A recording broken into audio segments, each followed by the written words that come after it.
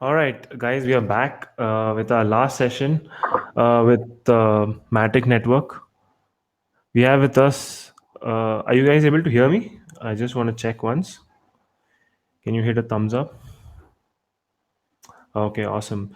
So I have here with me Angela, who is the developer evangelist at Matic. And Matic, if you don't know, is a scalability technology, which is very essential right now because, as we know, Ethereum network is not really scalable as of this moment. They're working on it, but Matic, I could say, is one of the most successful projects from India. It's become really popular worldwide, and a lot of developers have adopted it. And with that, Angela, the stage is all yours. Hi, okay. Hi everyone. So I work as developer evangelist at Matic, and I'll be talking about mostly what Matic is, how you can start developing on Matic, and like a brief overview on blockchain as well.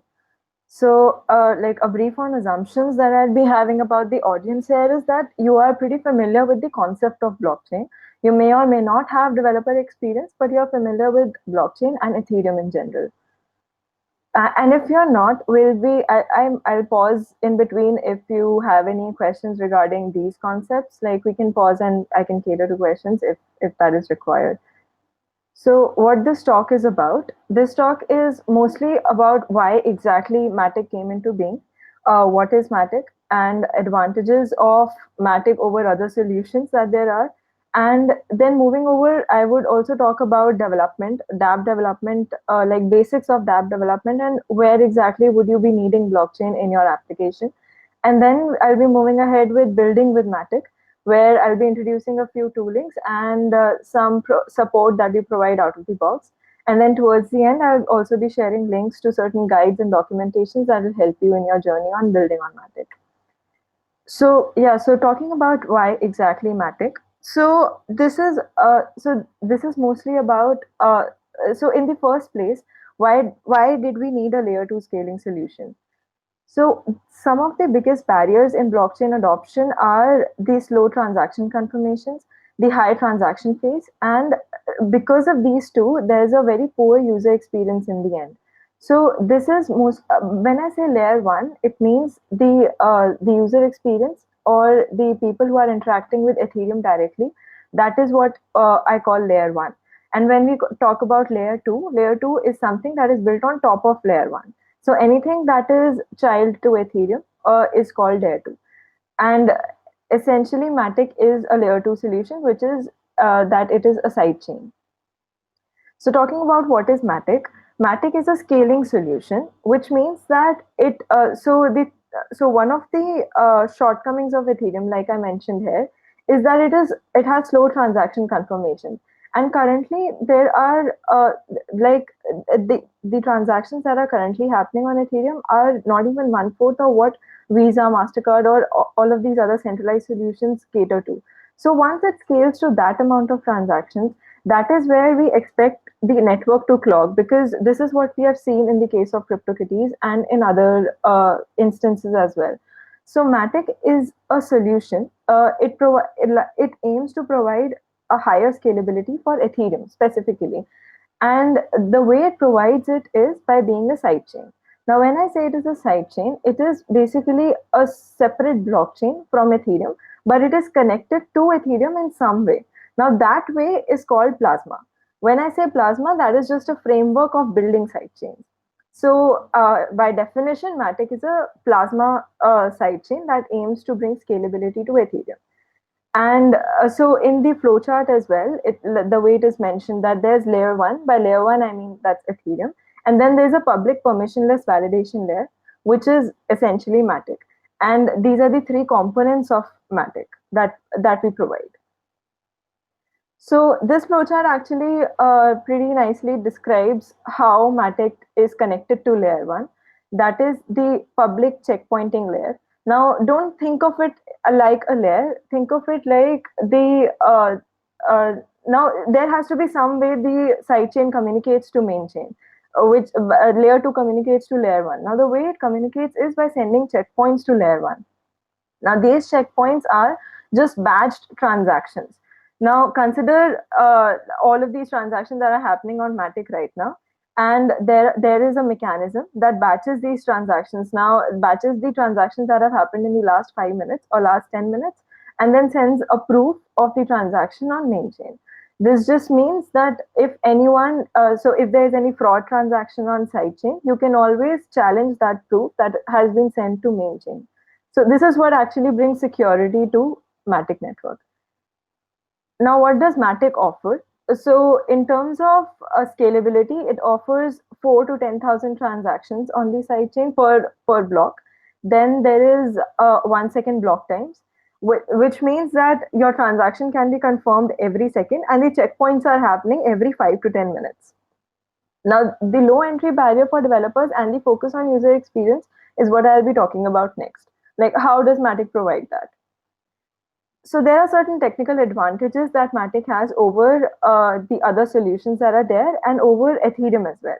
So this table actually pretty nicely describes all of it.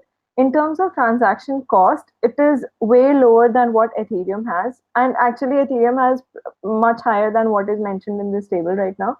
The latency, by latency, I mean the transaction confirmation time. The degree of decentralization again is high because the consensus algorithm, or essentially Matic is just a blockchain. It is a completely separate blockchain from Ethereum, and it uses proof of stake consensus algorithm, while Ethereum uses proof of work. So in terms of decentralization, the decentralization degree remains the same. Asset ownership, now in asset ownership, Ethereum is mentioned here because your assets or your transactions, anything that you do on Matic is as secure as it will be on Ethereum because of the concept of checkpoints that I mentioned before. And so, talking about development specifically, so if you are an Ethereum developer, now if you're familiar with coding on the EVM, which is like the sits at the heart of what a node is on Ethereum, then you're already a Matic developer because Matic sidechain also uses the EVM as a building block of each node. So essentially, any smart contract that you're able to run on Ethereum, you are able to run on Matic as well. So, in terms of skills required, you don't have to learn any new skill apart from what the minimum things that are required to become a developer and to build your own very first app. So, that are the only skills that are required. So, like it's mentioned here, so in terms of 100% Ethereum compatibility, it just means that, the last point that I mentioned in the previous slide was that any smart contract, any application that you're able to run on Ethereum, you'll be able to run on Matic because Matic is essentially an EVM sidechain. So, heading over to dApp development. So, up till now, what we have discussed is why exactly Matic came into being and what was the use of Matic and how exactly is it different from other scaling solutions. Now, moving over to dApp development, I'll be talking mostly about why exactly do you need a blockchain in the first place. And once you have finalized and understood the use of blockchain in your application, where you can use Matic moving forward. So, building on blockchain. So, these are the three things that I'll be focusing on. Also, before that, I can take any questions if there are any. Yeah, so if you have any questions, you can always put up in the Q&A section. So, yeah, moving over to building on blockchain. So, these are the few points that are essential to ask before you are starting to build an application. Now, is the system defining digital relationships or not? By digital relationships, it means that is there a P2P network that is involved in your application or not? And if it is, then account management that is offered by a blockchain out of the box is pretty apt for your application. The other is should data be dynamic. So in case you want your data to be dynamic as well as auditable, so blockchains record and store each and every update on a public ledger. So in that case, blockchain is a pretty good solution that you can use directly. Third is should the data and interactions be managed by a central authority? Now, in some cases, there is a requirement for a central authority. Just because we have the concept of decentralization, doesn't mean you have to remove central authority from each and every application that you build. Now, if there is an essential requirement for a central authority, then probably blockchain is not the best use case for your application. But if privacy is paramount, and if you want your transactions to be private as well as auditable, then of course you can go ahead and use blockchain. So then the third and fourth points, fourth and fifth are essentially where you have to question if your application might require multiple conflict of interest third parties. Now, what this means is any application that involves, so let's say a banking solution or an insurance management application that involves multiple third parties that might have a conflict of interest in their operations. So this is where blockchain can be really helpful, because in blockchain you're not exactly trusting a third party, you are trusting the network and the underlying cryptography that handles all of it. So now that so in the previous slide, so once you have answered these questions, and once you are aware of the exact use case that your application is building upon, and if you require a blockchain or not, then the next most important part is to switch your mental models from Web 2 development to Web 3 development. Now there are a few very important points that differ from Web 2 development. So some things that we take for granted in Web 2 are that the memory is unlimited and the computational capacity is unlimited. In case of blockchain and in case of Web 3, computational capacity is limited and memory is also limited. And for both of these cases, you require to pay certain fee for each and every operation. So this is where the Ethereum blockchain currency comes into being, where you pay for each operation as a certain unit of gas. So this cost is measured in gas, and for gas you pay in actual ether. So this is where you have to be very aware of what you are building and how much computation is coming into being. Now, once you have done that, then of course you get all these benefits of blockchain as well, such as the auditability and the storage capacity. So all of that comes with it, but there's also always a cost involved in each and every transaction. This is a very important thing that has to be kept in mind.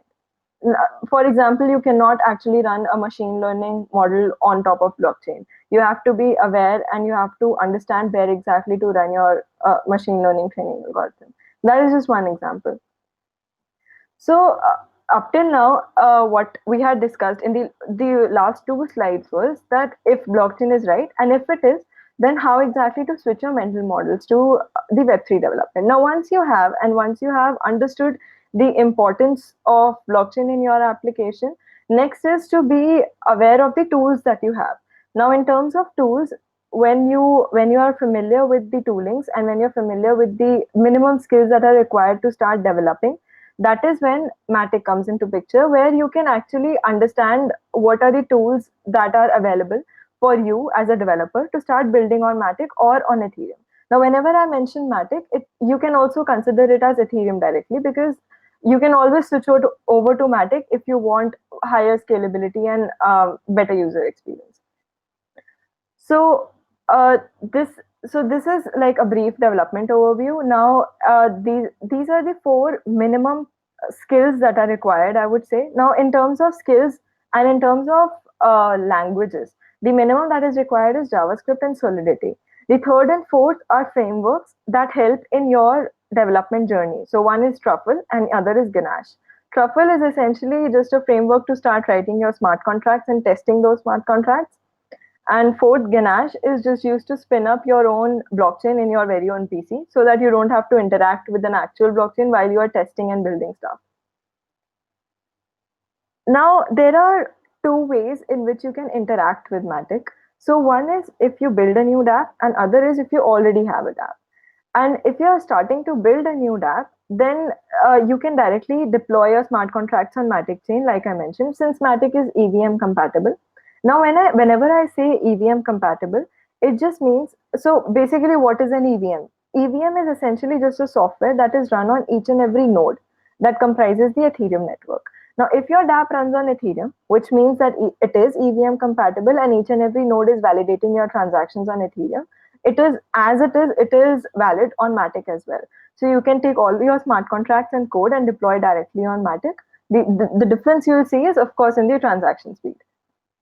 And if you already have a DApp, now if you don't want to move your smart contracts over to Matic, the other way that you can leverage transaction speed of Matic is that you deploy just your assets on Matic. Now, in this case, your smart contract lives on Ethereum, but the asset is moved over to Matic and can be transferred and withdrawn from Matic. In this case, this is where Matic's SDK comes into being, where the JavaScript SDK handles all the heavy lifting for you.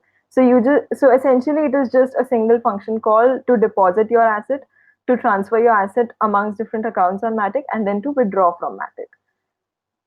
So connecting to Matic is essentially just a switch from the RPC provider. So in the second line, where you usually, so if you are familiar with building dApps, in terms of JavaScript, you usually give in your RPC URL. For Ethereum, you might give your Infura endpoint or some other endpoint, or you might give your get nodes endpoint. In terms of Matic, you can just switch it over to Matic network, and all of the other code remains same. So then your dApp is now interacting with Matic's network. In this case, in this example, it is testnet v3, and otherwise you can switch over to any Matic's testnet that are available right now. So moving over to Matic's features. Actually, before moving over to Matic's features, I can take any questions if there are. And okay, so there are, I think, two Yeah, I questions. think there's a couple of questions. Yeah. Yeah. So I'll just read it out. So the first question I think is by Shiva from BMS College. Can you tell me more about a DApp? Like, how is it different from traditional app, and how do you define a DApp? Okay, so actually, I had a okay, so yeah, I don't have that flow chart right now. So essentially, in terms of Web 2 and Web 3, so when you are in Web 2, you build a normal app. So I don't know if you're familiar with building server client side applications, but in those cases, your application is interacting with the server, which is in turn interacting with there might be a database or there might not be a database. So this is the type of connection that is happening. Now, in terms of Web 3, your front end, so think of the three components that you have in Web 2 application, where there's a front end code that you write in probably React. It connects to the server connects to the database. Now, in terms of Web 3, you write a front end code in probably Web3 JS or JavaScript or any of the framework that you have. Your front end code interacts with a smart contract. Now, that smart contract isn't actually sitting on a server. So you are not connecting to a server, you're connecting to a blockchain. You are connecting to a node, which is part of a blockchain. Now, the connection is similar to the way it is for a server because essentially it is just a system that it is connecting to. But that node is part of a blockchain now. And that node is running an EVM, which is running the smart contract that you are trying to connect to. Now, how it is different is now in terms of user's experience. So there are three experiences here involved: the user, developer, and the backend, the systems experience. So in terms of user's experience, it is different. So it can be different in the way developer codes it. So let's say the developer wants a user to sign in. It can obviously sign in, and let's say it is signing in through MetaMask. So that is how it is different. So in terms of Web 2, you'll be signing in via Google or some other thing where it is verifying from another server. Now in terms of Web 3, you'll be signing in with your private key. The other experience is developer's experience, where you are trying to connect to a server. You're essentially not connecting to a server, you're connecting to a smart contract. And in this case, how it is different is you take the smart contract's code, the ABI, and the address where it is deployed, and then you code your functions in a way that it connects to that particular entity on a node. And then the third experience is of the node, essentially the system that it is connecting to.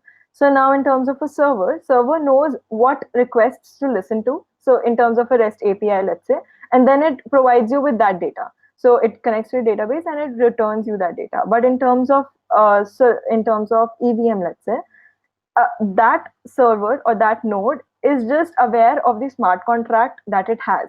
And when there's a request, it runs a function. Now, when that function returns something, that is when you get the data back. So there is no database separate from the functional entity. It's just a node that you're connecting to. You're running functions and you get your data back.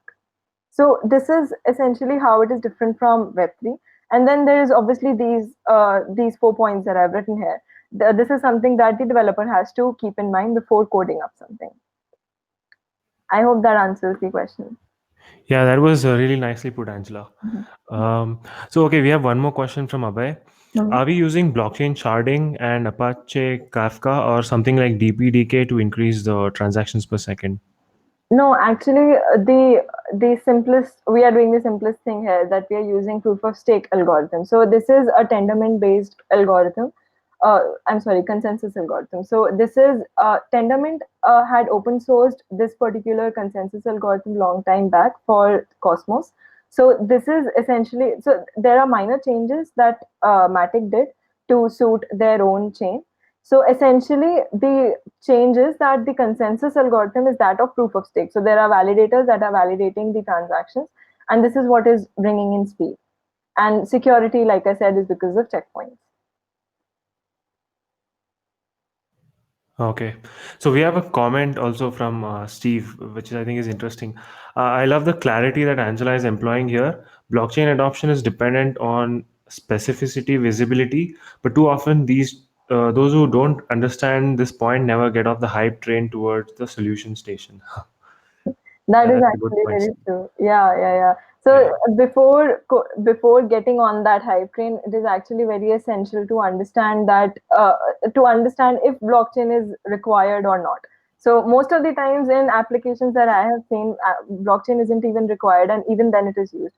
So that is where you are forgetting the beauty of the blockchain. So this is why it is important to understand before coding up something, that how exactly are you using blockchain, and how exactly are you using that transparency and distributedness of the infrastructure that it provides you. Yeah, exactly. I think the reason why there's so much hype, one of the reasons is because of the token involved, right? Yeah, It's more like a public market where people, trade and speculate on the token, and it might be uncorrelated with the actual use cases. yeah, Um, yeah. So one more question from Harshad: How Matic is able to achieve high transactions per second and low transaction fee in comparison to Ethereum? I think you had a slide for yeah, that, right? Already. yeah, I have that. Yeah. Yes. There's a table, yeah. So okay, so in terms of transaction speed, that is again, like I said, that is because of the consensus algorithm that is used. Now, since each node isn't actually computing, like solving for a particular challenge that is in proof of work, in proof of stake, there are a certain set of validators that are validating the transactions, and other nodes are agreeing to it unless they verify it themselves. So this is where the speed comes into being through proof of stake consensus algorithm. Now, in terms of transaction cost, on Ethereum, you're paying through Ether. The gas that you're paying is through actual Ether, and in Matic, you're paying via Matic token. So, this is where it is actually reduced. And otherwise, also, the gas cost is essentially very less because of the economics involved behind the transaction. So like I said, in terms of checkpoint, also, so all of these transactions are batched into one block before they are checkpointed on Ethereum. So each time the chain hits on Ethereum, it is paying for Ethereum's gas. Because the other question that usually comes up after this question is, now, ठीक है, Matic Pay, we have lower transaction fees, but each time you're checkpointing, you are actually hitting Ethereum, and this is where the transaction cost is actually equalizing to what you'd be paying on Ethereum. But because we are batching all of these transactions and we are posting just the proof of the transactions that happened in the last 5 minutes, the data is actually very much reduced, and this is where the cost is much lesser than what it would have been in traditional solutions. Actually, if you'd like, I can share a document also after this that explains all the economics behind it. I can share it on our Discord channel or anywhere you'd like. Sure, you can just share it in the chat section here as well if you have the link right now. I don't have the link right now, but I definitely have it on my Telegram, so I'll share it. Okay, sure, sure. Mhm. Yeah, definitely. Okay, I'll share it. Like after this ends, I'll make sure that you get it. So if there aren't any other questions, can I move ahead with the rest of the slides? Sure. Yeah, I don't think there are. Okay. So, okay, we did this. Okay, so yeah, so up till now, the things that were discussed were like if you do need a blockchain, and if you do, if you need Matic or not. Now, once you have decided upon Matic and once you have decided upon the UX and the flow and everything, the next is what Matic can offer you apart from being a faster transactions layer or all of the things that we talked about. So, in terms of features, one thing is security is via Plasma. Now, when I say security Plasma, it just means that Plasma framework enables or actually involves this as a requirement that you send in checkpoints to Ethereum. So, this is what the checkpoints thing that I mentioned were. So, this is where security also comes into being, because even though Ethereum has that property of being, being really costly for certain transactions, it also provides you with security. And all of the side chains, that all of the layer twos to Ethereum, are essentially pegging on Ethereum for their security part, because they consider Ethereum to be the most secure and the actual trusted part. I would say the universal truth, you can say. And then there is layer two. So in terms of security, there's Plasma because we are sending checkpoints every 10 minutes. And in terms of speed, there's proof of stake consensus algorithm. And both of these are part of our contract suite. Now, these contracts that are written for Plasma security. So now, when I say contracts, this is essentially a function where you can challenge any checkpoint. Now, this function lives on a smart contract that is deployed on Ethereum main chain, and the other is speed. So all of these proof of stake contracts are deployed on Matic's network. Now the layer in which they are deployed is Heimdall layer. We call it Heimdall layer. And this is where all the validators come into being. So amongst these validators, one of them is chosen to send over the checkpoint to Ethereum. So this actually is a part of all Matic's architecture. You can read all of it in our documentation. All of it is available. The other is dev tooling. So in terms of dev tooling, there are quite a few things that are available for any developer. So in terms of meta transactions specifically, we have Biconomy and GSN support. Now, what meta transaction is that when I was answering this question, one of the questions that how a dApp is different from a traditional application is that in terms of a dApp, you usually have to sign in or log in via your private key, because that is your identity on blockchain. Now, when you're logging in via private key, you usually have an option to sign in via MetaMask or sign in via any other wallet provider. Now, when you do that, usually users who are unaware of blockchain or who are unaware of paying gas. So, whenever you tell a game user or a gamer to come over to your app, and you tell him that for each transaction now you'll be paying your actual money, he won't get the point of switching over to Web3 from Web2. Now, in terms of that, there are solutions like meta transactions where you, as a developer, can pay all of the gas and all of the transaction fee for the user until up to a certain point, after which the user is familiar with the concepts of blockchain and where he can use blockchain for themselves. So, think of it like Spotify. So, let's say Spotify. Now, Spotify is paying for the servers that you're using for free right now. So, this is what developer is paying to get you as a user hooked onto their product. So this meta transactions is the essential part where developers can use to get users onboarded on their application. So this is why meta transactions is actually very important. And the way Biconomy and GSN solve it is they have a very subtle difference the between, let's say, the accounts that are created for each user. But essentially, in the end goal served is same, that the user is not paying any gas while they are using your dApp, and the developer is actually paying for all the gas and all the transactions that the user is making. So in terms of other dev tooling, one is building and testing. So like I mentioned before, Truffle Suite is available for Matic. Ganache is basically just like a testing blockchain that you can spin up on your laptop without actually downloading a Geth node and running an EVM. So it is a very tiny tool that you can use for building and testing. So anything that runs on Ganache, you can be pretty sure that it will be running on Ropsten and Ethereum mainnet, and again for Matic as well. So in terms of running Ganache for Matic, you can test and deploy your code on Ganache, and then you can just switch over to Matic by the RPC that I mentioned in the previous slide. The Remix ID again is available for you to test, And then there's Tenderly. Tenderly also supports all our test networks, so you can directly use it for debugging any of your smart contracts. This is actually a brilliant tool for debugging your smart contracts. Then there are wallet integrations. So, like for people who are not familiar with it, wallets are usually used to sign into your decentralized application. So, in terms of these four wallets, others are also available, but these are the four most used wallets on Matic. Now, in terms of usability, they vary by a very subtle difference. Now, MetaMask is the most loved and most used wallet on the Web3. Fortmatic provides you a magic link, which is similar to the way you sign into Slack, perhaps. Then Portis provides you like an authorized link, which is similar to the way you log into some sites when you click on sign in with Google. So you can actually use Portis in your decentralized application, and users will have that option to sign in with Google. What happens is that there is actually an ephemeral key that is stored in your browser. So it is non-custodial. There are no servers that are handling users' private keys. Users handle their private keys, but they are stored with connection to their account, with a connection to their either Google account or Facebook account.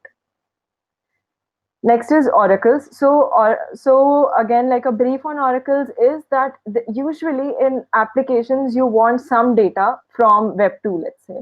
Now, when you are on blockchain, when you are building on Ethereum, and you want, let's say, weather data. Now, when we are talking about decentralization, we want each aspect of our application to be decentralized. We don't want a central point of failure in any part of it. Now, when I want data of, let's say, weather data, now I am actually querying from a centralized server sitting somewhere providing me data. Now I'm querying its API to give me, let's say, New Delhi's weather. So this is where oracles come into being, where you don't have to depend on an external entity for data. So oracles actually provide you with data that is on chain.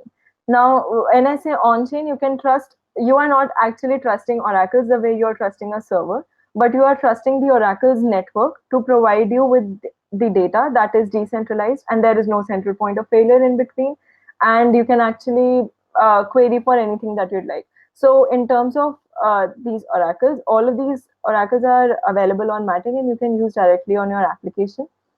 If you actually go ahead and use Provable, let's say, Provable's very first demo, I think the Hello World example is exactly this, where you build a smart contract and you're querying for data.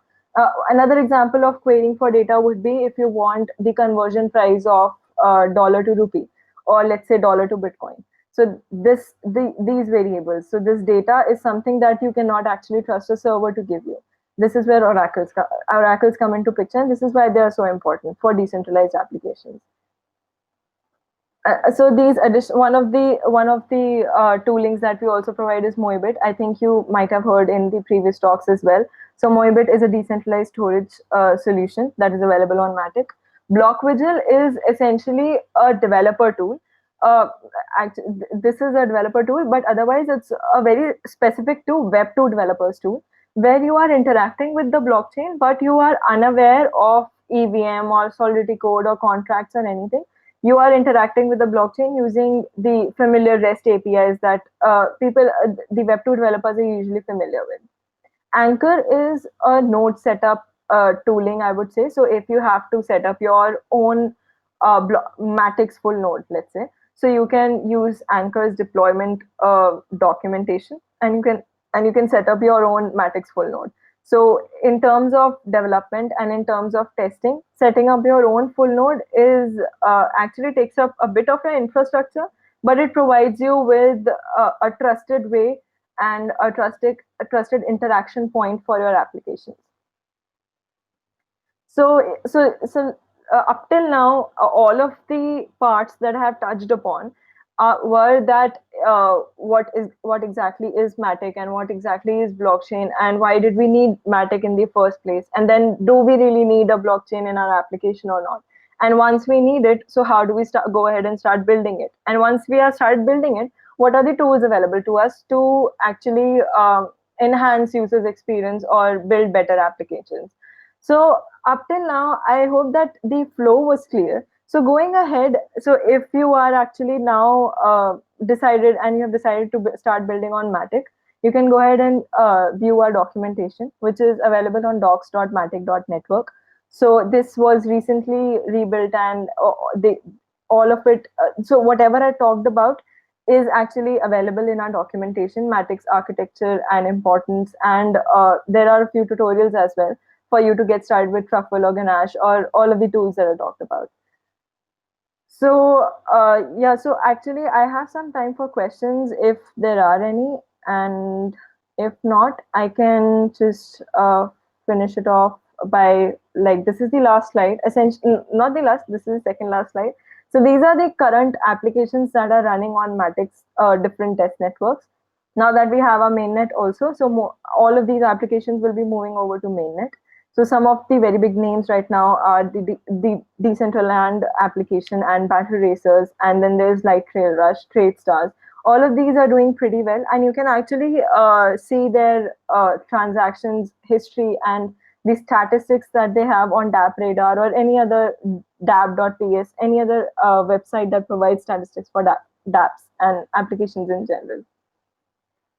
So yes, so if you'd like to start building, you can scan these QR codes that will take you to appropriate links on our documentation or otherwise as well.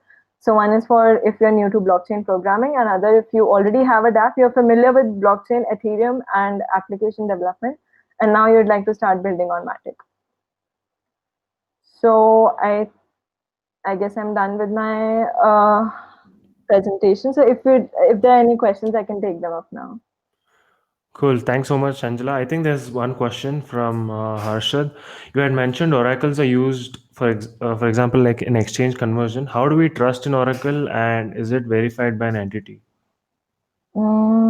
Okay, I'm sorry, I couldn't see that question. Okay, yeah, so it is not so Oracle. The working of an Oracle is specific to the providers that I mentioned, right?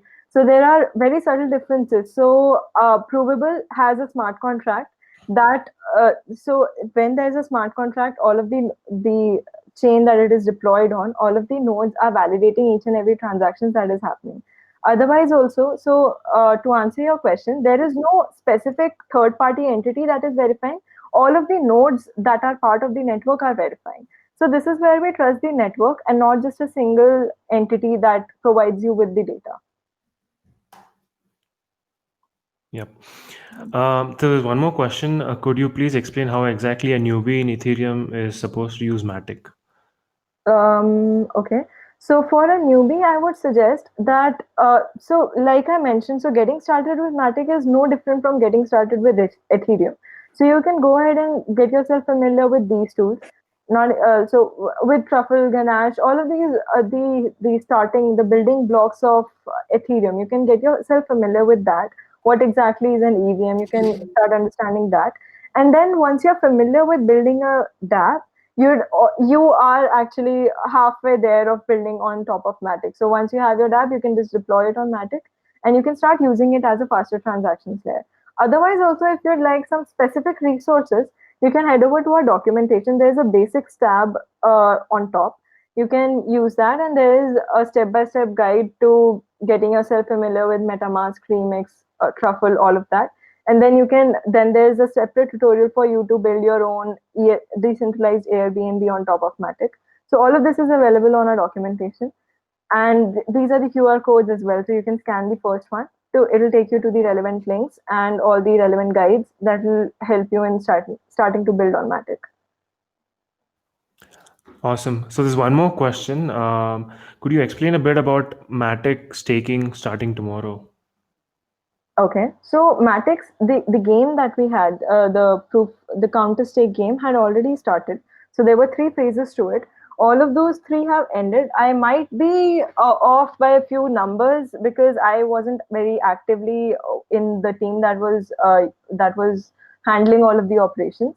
But so starting tomorrow is what the delegation part is being started. So this is where the delegation feature is being turned on for all the stakers, where if you have Matic tokens, you can delegate to a validator, and you will be rewarded accordingly. So this is essentially what is starting tomorrow. And overall, the counter stake game was to onboard validators to our mainnet. So, like I said, validators is the essential part of any proof of stake consensus algorithm.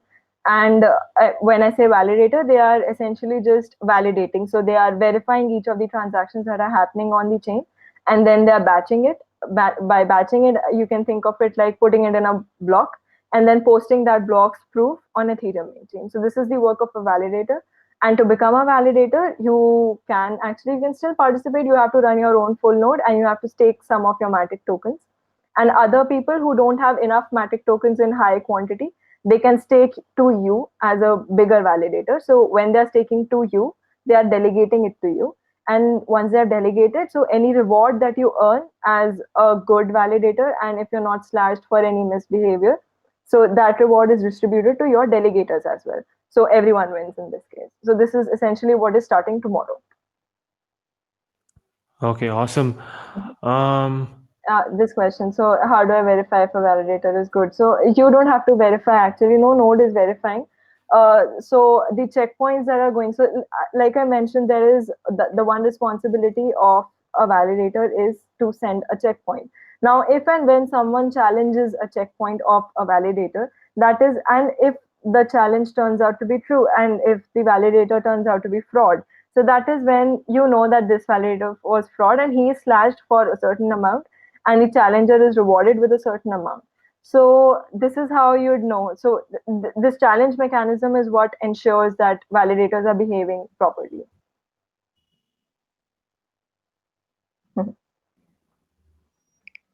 okay, awesome. So with that, we have come to the end of the session. Thank you so much, Angela, for taking the time. Um, it was a really insightful session. I got to learn a lot about Matic myself. So this was Awesome. awesome. And thank you all, everyone, for attending the session. This was awesome. A jam-packed session. We got to learn a lot, and so you guys can hang out in the lobby section and network with each other. I'll keep it open for a while. Yeah. So with that, cool. Have a great rest of your Sunday, and I'll see you guys in the next meetup. Thank you so much, everyone. Okay, bye bye, everyone. And thank you so much for participating and questioning all of these things. These were really insightful. Thank you.